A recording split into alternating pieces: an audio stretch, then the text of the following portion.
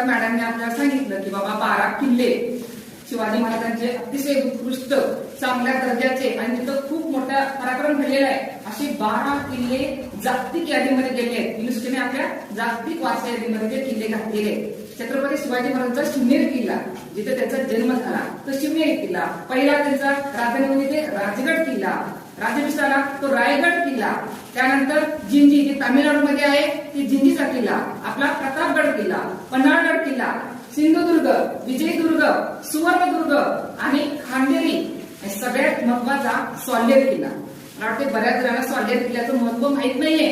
त्याच्याबद्दल विचारत नाही स्वाल्हेर किल्ला कुठं आहे, कुठं हो मॅडम, आम्हाला विचारतात माहित नाही हो, कारण आपण कधी इतिहास जाणून घेतलाच नाही. जेव्हा जेव्हा तुम्ही किल्ल्यावर जाता ना फक्त किल्ल्याच्या भिंती बघू नका, त्या किल्ल्यामध्ये काय आहे ते बघा, त्यांचं स्ट्रक्चर बघा. काय बाबा त्या किल्ल्यामध्ये काय महत्वाचं आहे, तर काय वेगवेगळे बिल्डिंग बांधलेले आहेत, की 18 कारखाने काय, 12 महल काय, तुम्ही सांगितलं जातं 18 कारखाने 12 महल बांधलेले असतात. कधी आपण पाहतच नाही, जातो गडबडीने काहीतरी पाहतो आणि निघून येतो. असं नाहीये मित्रांनो, त्याच्यामध्ये बारकाईनं बघा की इतिहास खूप मोठा घडलेला आहे. छत्रपती शिवाजी महाराजांचा पराक्रम त्यामध्ये आहे, त्यांचं शौर्य त्यामध्ये आहे, आपला स्वाभिमान सगळ्यांचा त्यामध्ये आहे. आणि फक्त आपल्याला नाही माहिती असून चालणार, तो जगाला सांगावा लागणार आहे. मॅडम माझं पीएचचं काम सुरू होतं त्यावेळेस मी गोव्याला गेले होते, फिरायला नाही, पणजीला गोवा दप्तर आहे, त्या पणजीला गोवा दप्तर मध्ये मी पुरावी लेखागारामध्ये गेले होते. ज्यावेळेस मी तिथे साधनं शोधत होते, म्हणजे कोल्हापूर आणि पोर्तुगीजचे काय संबंध आहेत याच्यावरती माझा रिसर्च चालू होता. काय बा पोर्तुगीजानं आपल्या कोल्हापूरच्या राजांना कसले पत्र पाठवले, काय पत्र पाठवले ते मला बघायचं होतं. मी बघत होते तिथे जपानचे काही 1-2 स्टुडंट आलेले होते, पीएचडी करत होते आणि मला त्यांनी विचारलं मॅडम की आप इधर महाराष्ट्र के हो क्या, मतलब आ रहे हो आप अलग भाषा बोलते हो, हाँ मैंने महाराष्ट्र की हूँ. अच्छा बताइए कि पेशवों का जो इतिहास है ना उसमें कुमकुम क्यों लगाते हैं, उस पर मुझे रिसर्च करना है. मला आश्चर्य वाटलं, कुमकुम म्हणजे काय, आपलं कुंकू. म्हणजे बघा बाहेरचे लोक येऊन त्यांना वाटत होतं की पेशवाईच्या काळामध्ये सगळ्या स्त्रिया कुंकू का लावतात. आधी आपण लावतो, आता टिकला होतात म्हणा आता सगळे, पण कुंकू का लावतात त्यांच्यावरती. म्हणजे बघा फॉरेनची माणसं येतात आणि बारकाईने रिसर्च करतात, त्यांना काय वाटलं की नवीन काहीतरी पाहिजे, त्यांच्याकडे तसंच आहे ना, नवीन काहीतरी दाखवा, नवीन काहीतरी रिसर्च शोधून काढा.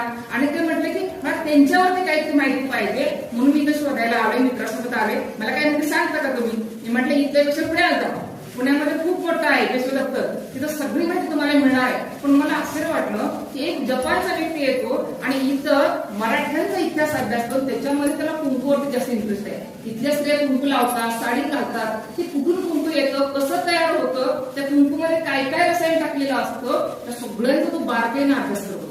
म्हणजे मी 3 दिवस होते, 3 दिवसामध्ये मी बघत होते की ते विद्यार्थी किती बारकाईने अभ्यास करतात. आणि आपल्या वेळेला आपण काही सांगितलं की मॅडम थोड्या वेळानंतर बघू असं काहीतरी त्यांचे कारण मला दिसायला लागतात. खरं तर मैत्रिणी तुम्ही बघितलं असणार आहे पुरंदरचा किल्ला, पुरंदरच्या किल्ल्याचं खूप मोठं महत्व आहे.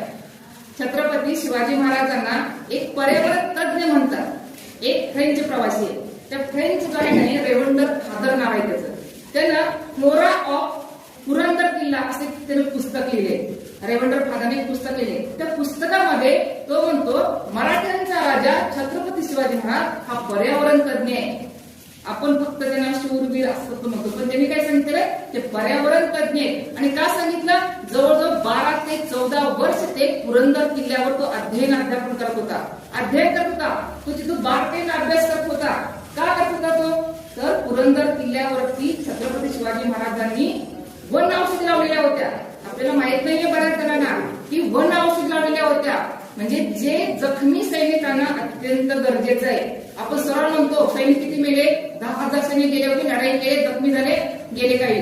पण अरे पण ते जखमी सैनिकांना औषध कुठून आणलं, त्यांना कशा पद्धतीने त्यांचा सांभाळ केला, त्यांना काय सेवा दिली डॉक्टरांनी, त्यावेळेस जे वैद्य होते त्यांनी एवढ्या सगळ्या जखमी लोकांना कुठून औषध आणलं. छत्रपती शिवाजी महाराजांनी हे बारकाईने अभ्यास केलेला होता. म्हणून पर्यटनाची गरज आहे.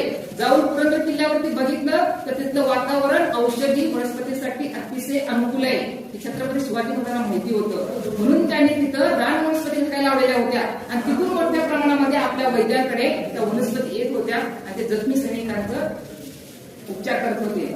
विद्यार्थी मित्रांनो, फक्त किल्ल्यात बघायचं नसतो तर इतिहास समजून घेता आला पाहिजे.